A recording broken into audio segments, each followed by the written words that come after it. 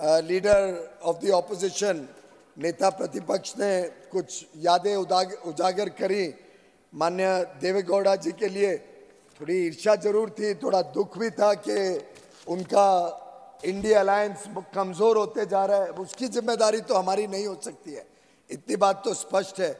और अगर देवेगौड़ा जी को ध्यान में आया कि माननीय प्रधानमंत्री जी देश हित में और देश को एक विकसित भारत बनाने के लिए अहम फैसले और बड़ी भूमिका, बड़े दृष्टिकोण के साथ काम कर रहे हैं और माननीय देवेगौड़ा जी और उनकी पार्टी उसके साथ जुड़ रही है, तो मैं समझता हूं कि नेता प्रतिपक्ष ने वास्तव में उसमें कोई ईर्ष्या दिखाने का कारण नहीं।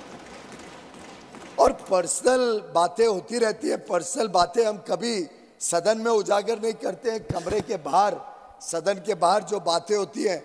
और जिस दिन उसका पर्दाफाश सभी करने लग जाएं, तो मैं समझता हूं कि किस हालत में बड़े बड़े नेता रहेंगे, वो बहुत तकलीफ हो जाएगी। ईर्ष्या word will not go on record. हाँ, ठीक।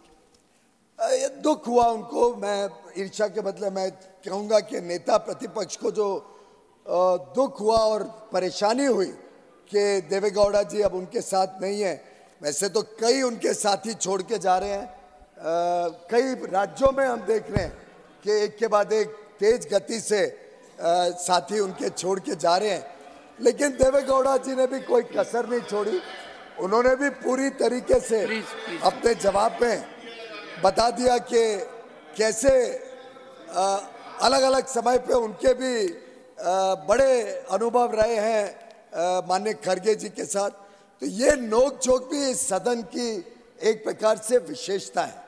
ये नोक-झोंक चलती रहे, लेकिन कभी हम डिसिप्लिन ना तोड़े, कभी हम सदन की कार्रवाई में तकलीफ ना डालें, अच्छी तरीके से सदन चले, ऐसा मैं समझता हूं।